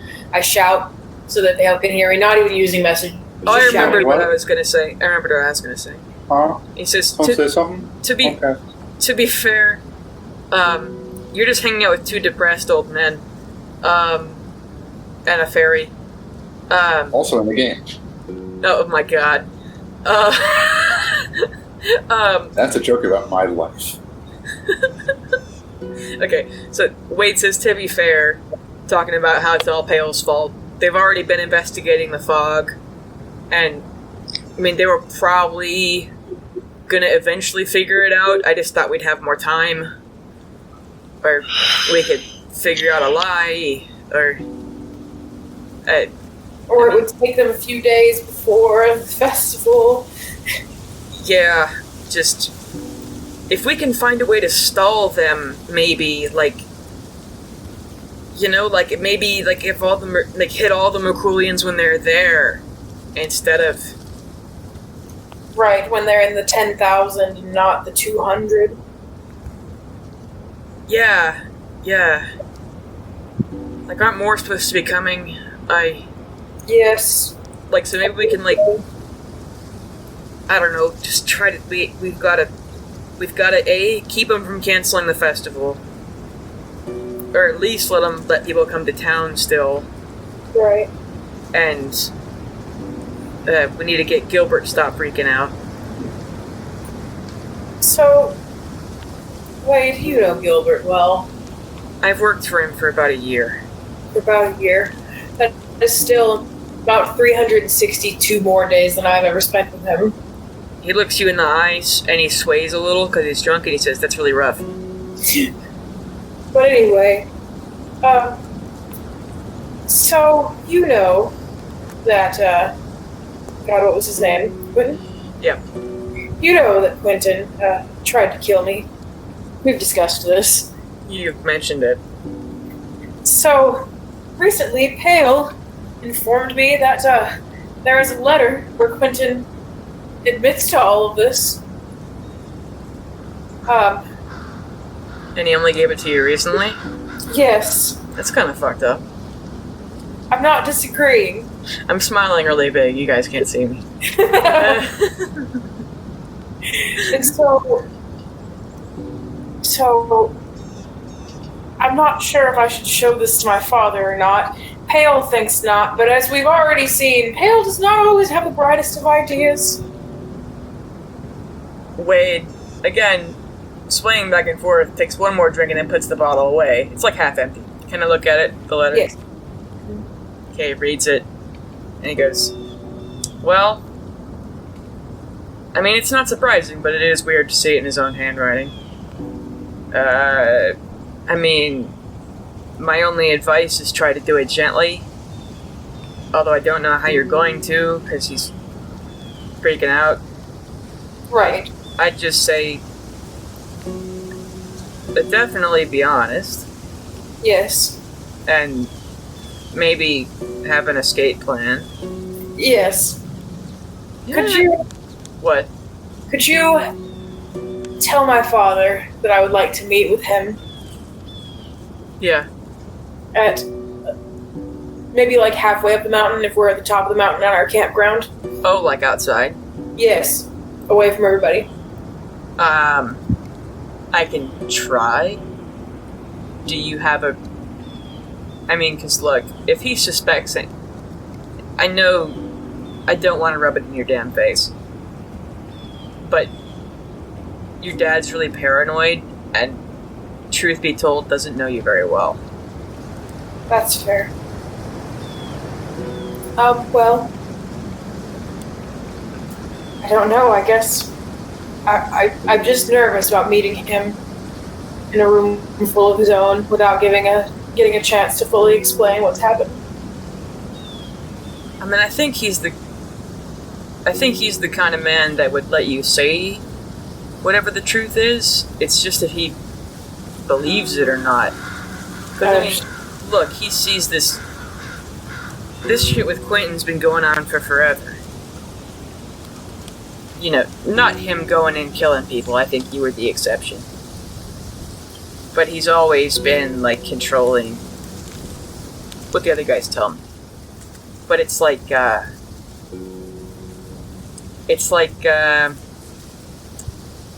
he gets blind to things. So even if you say the truth, it's if he believes it or not. Alright. This motherfucker's like 250.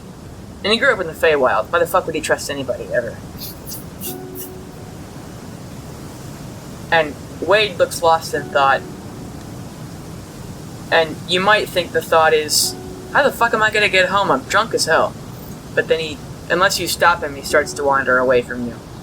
I'm gonna say, wait. Hmm? You are horribly drunk right now. Please, take my weasel. It will take you home.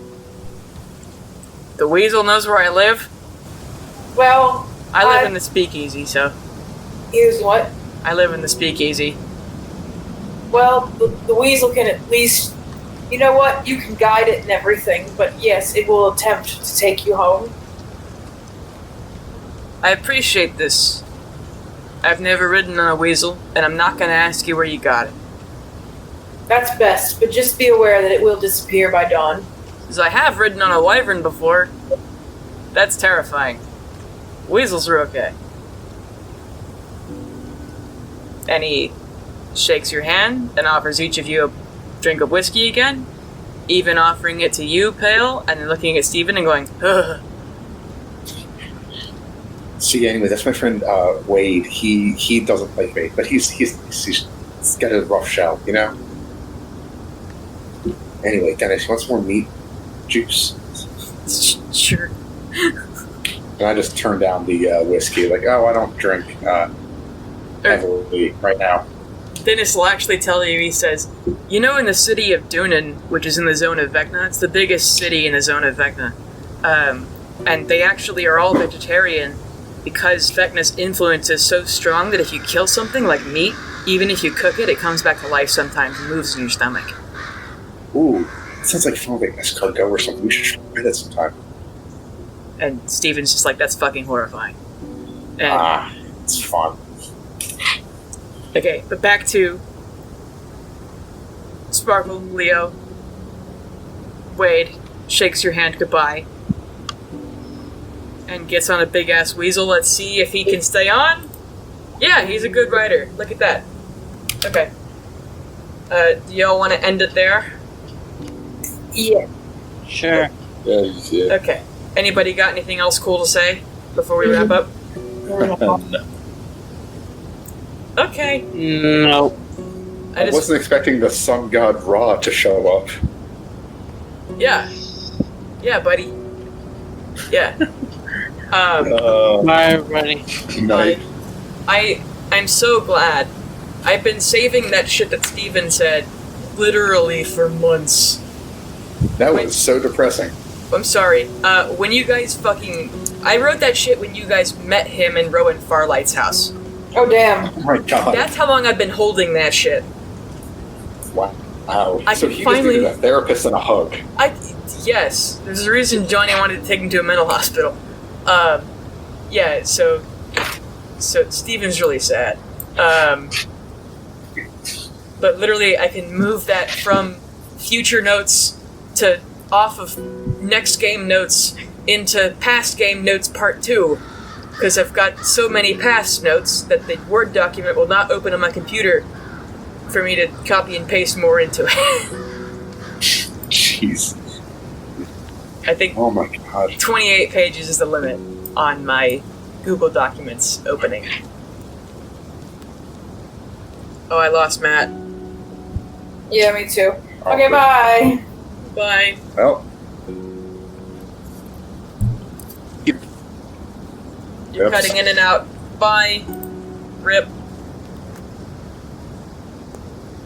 Hey, it's Bailey Ford, your Dungeon Master. Thank you for listening to another episode of Cowboys and Illithids. I would like to thank our regular players, Charlotte, John, Matt, Hip, and John. Hip also drew our cover art, and the background music is from tabletopaudio.com. Please share the show if you liked it, and feel free to pose questions or comments to us on social media. You could find us on Twitter at CIllithids, and on Tumblr with the Cowboys and Illithids or CAI podcast hashtag. Thank you for listening, and I'll see you in a few days. Hey, by the way, Matt, what's your highest, like, what are your skills, like strength, dex, everything? Because your wisdom is, like, either super low or...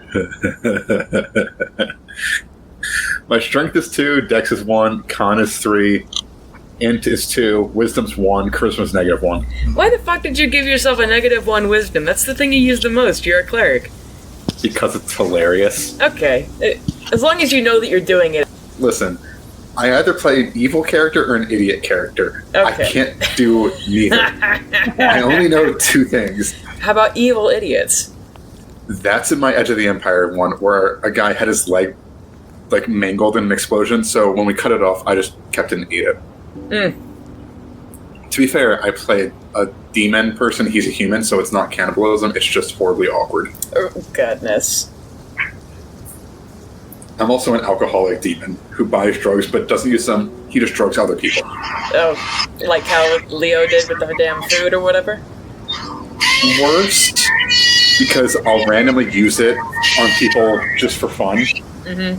But now one of the other people's characters, he essentially does like doping to other people, where he'll give you like a booster shot, but it might just randomly knock you out. Oh boy, it's like wild So magic with he drugs. dips. Yeah, so he dips his space cigarettes in my drugs and then shoots me up with his drugs. It's a nice little horrible relationship, which we both think is crying and funny. The DM is just like, "Why are you guys doing this? Oh my Because you god! let us make these characters." Yeah, you let us do happen. this. Mm-hmm. Did I ever tell you, John can confirm this, I made the horrible mistake of letting John McNally make bombs. Oh, and God. then he's like, can I I'm just sure get... that didn't go wrong. Oh, God, dude. Like, he made one of them where, like, it's from some movie. It's like you feed a bunch of rats peanut butter and explosives. Haunted. Yes. Yeah, and nitroglycerin and peanut butter. It's I let such him- a good movie. I let him do that, and we did the math, and it leveled like half a town. Oh. And so he decided to, like, pre-Vecna fight, he loaded up 2 carts with horses and just a bunch of kerosene in, like, metal barrels. And so he's like, when the cleric was able to summon a Solar, I don't remember what the spell is called. Says like, hey Solar, can you take this bomb up to Vecna and blow him up? So Vecna has telekinesis, so he just threw the bomb back at them after the Solar lit it, and I said that Ilmater kept them from being one-shotted. I could have ended an entire campaign TPK against Vecna from that dumbass shit. Well, did I ever tell you about how my character survived a TPK? Like, what happened with it? No. So Folium, Pale's dad. What happened was we had been doing this we'd been in this campaign for a while, and we were at the second to last room in a dungeon. It was like a huge one. It was essentially we're getting near the end of everything, and we fought a house-sized mimic. Like people were walking around in there, and then something came to life, and everyone around me started dying. And I'm a warlock. I have one healing spell, which worked that well anyway. And as I'm trying to keep everyone alive, at one point I had to jump into its throat. And being a war genasi, I was able to argue that I'm always slightly wet, which was part of my character anyway, being always slightly wet when it was discussing. Yeah.